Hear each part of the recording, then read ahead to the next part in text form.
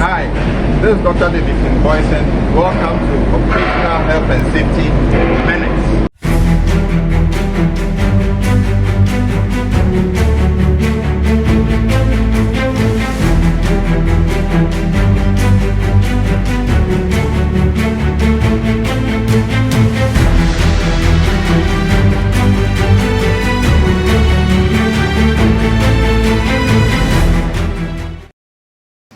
Now, in this episode, we will be discussing the second part of risk assessment process.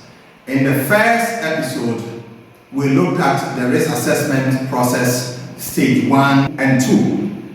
Now, in this episode, we're going to look at stage 3, 4, and 5. So, we're going to start from evaluating the existing controls as the third stage. Evaluate existing control. So what does it mean to do an evaluation of the existing control? Once a risk rating is determined, each hazard must have its existing risk control measures.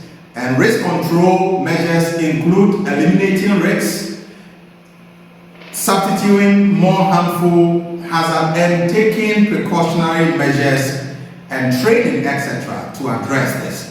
Now, these risk control measures are usually recorded in an evaluation table in relation to the hazard identification or risk.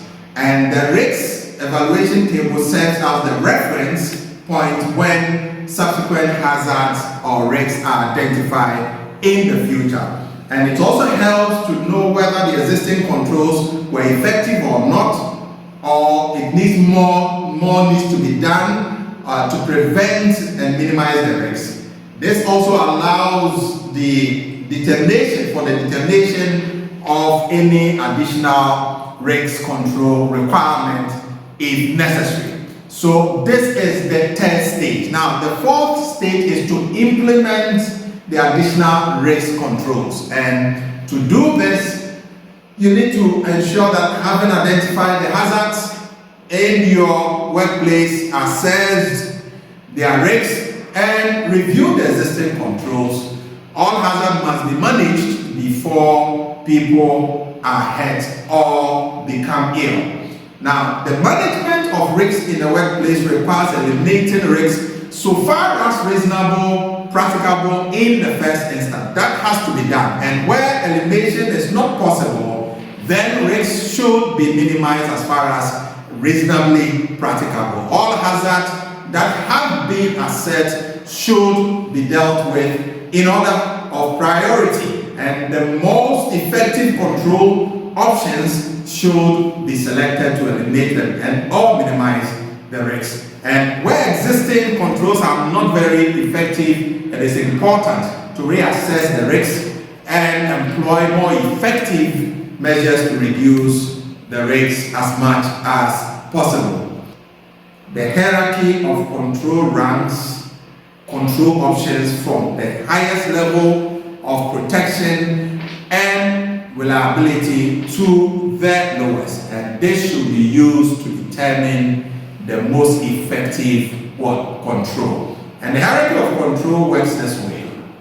We have the personal protective equipment, which is the base, and which are the least effective, and then we have the administrative controls, including work practices, and then this is the next level.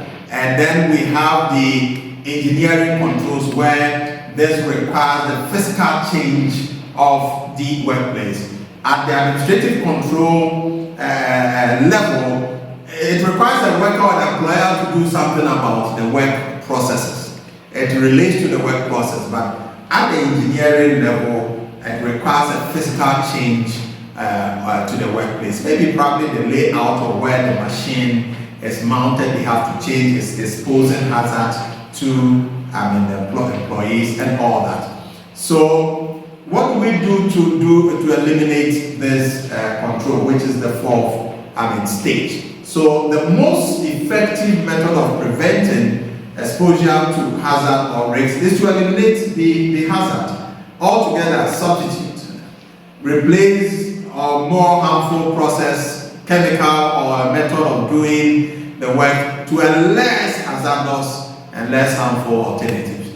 And the elimination process could be to remove a noisy machine from the quiet area, or remove a trip hazard from a clouded corridor, or dispose of unwanted chemicals, repairs, damaged equipment, etc.